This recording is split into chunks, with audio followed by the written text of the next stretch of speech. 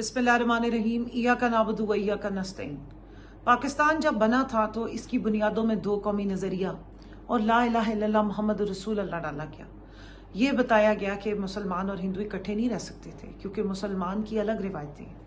फिर हम वाक़या करबला जब पढ़ते हैं जो अभी गुजरा है मुहर्रम का महीना, और अभी हम कुछ अरसे बाद मुहर्रम सफ़र गुजरा और अब हम रबीउल अव्वल का महीना है, हमारे नबी पाक सल्लल्लाहु अलैहि वसल्लम रहमतुल लिल आलमीन का महीना है और अल्हम्दुलिल्लाह पाकिस्तान में 99% मुसलमान है। तो ये सब हम अपनी जो इस्लामी रिवायात हैं उनको लेकर आके चलते हैं, अपनी मजहबी इक़्तिदार को लेकर आके चलते हैं। तो हम वाक़या करबला में जब पढ़ते हैं कि शहादत इमाम हुसैन और उनके जो जानिसार थे जब वो हो गई, तो वहाँ पर जो यजीदी फ़ौजी थे उन्होंने जाकर हज़रत इमाम हुसैन के जो छोटी सी 72 लोगों की फ़ौज थी उनके टेंट्स जला दिए थे और वहाँ जितनी ख़वातीन थी जो सैयदात थीं उनकी चादरें नोच ली थी। कल मुझे ये इत्तला आई और मेरे फिर कंफर्म की फैमिली से भी, बुशरा बीबी की चादर उतारी गई आधी रात को, उनके सर का हिजाब खोला गया और उनके बालों की तलाशी लेकर उसमें से वेपन ऑफ मास डिस्ट्रक्शन ढूंढने की कोशिश की गई। किसी ने इतला दी कि जेल के उस बंद सेल में जिसमें उनके छोटे से मैट्रेस जो उन्हें नीचे सुलाने के लिए दिया गया है उसको पानी डाला जाता है तो वो वहाँ बैठी हुई होती हैं, या वहाँ पर चूहे और इस तरह की गंद बला चीज़ें छोड़ दी जाती हैं ताकि वो खातून हरासा हो और टूट जाए। उस बंद कमरों में, उस जेल की 4 दीवारी में जहाँ 7 महीने से उनको नाजायज नाहक बेगुनाह बंद किया गया है, नाजायज झूठे केसेस में बंद किया गया है, और उन एक कमज़ोर खातून से लेकिन ईमान की पुख्तगी के साथ वाली खातून से लड़ाई हो रही है। उस बंद कमरे में उनके पास कोई वेपन ऑफ मास डिस्ट्रक्शन आ गया, कोई न्यूक्लियर बम शायद वहाँ छुपा के बैठी हुई है, या कोई रॉकेट लॉन्चर उन्होंने अपने बालों में छुपाया हुआ है। तो उनका हिजाब कैमरों में खोला गया और उनको बॉडी सर्च पे जो है वो प्रेशराइज किया जाता है और ये टॉर्चर उनको दिया जाता है ताकि वो टूट जाए, ताकि वो इन चीज़ों के आगे जो है वो बिल्कुल वो सरनिगू हो जाए और फिर वो सारा प्रेशर जो है वो आगे इमरान खान साहब पर डाला जाए।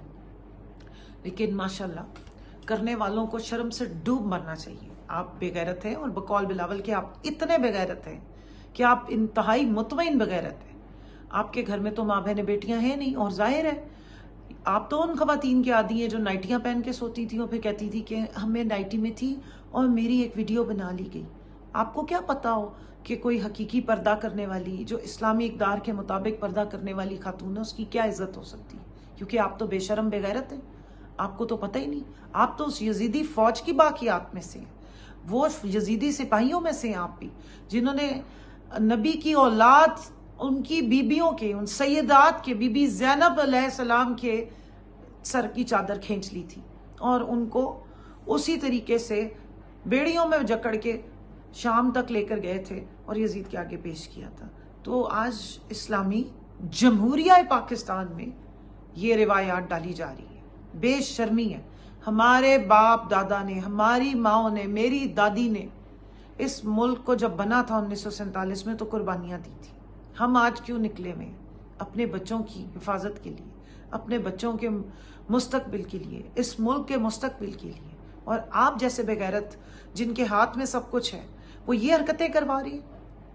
एक खातून जिसको बेबस किया हुआ है, जिसको जोर जबरदस्ती से अंदर बंद किया हुआ है, उसके साथ ये सलूक कर रहे हैं। आधी रात को बॉडी सर्च करा के आपको कौन से वेपन ऑफ मास डिस्ट्रक्शन मिलते हैं। लेकिन यहाँ से पता लगता है कि आप कितने खटिया हैं।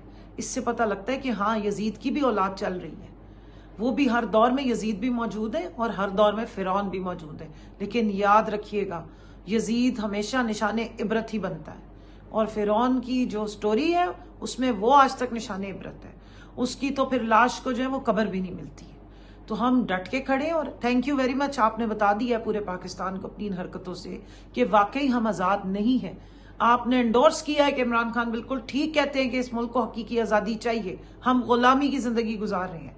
आपकी मेहरबानी कि आप अपनी इन फस्तायत भरी हरकतों से, इस जुल्म और जबर से बताते हैं कि ये जाली हुकूमत है और ये 2 नंबर तरीके से फॉर्म 47 जुल्म और जबर के, 2 नंबर भी नहीं, जुल्म और जबर के हाथों फॉर्म 47 दे के हमारे ऊपर मुसल्लत की गई है।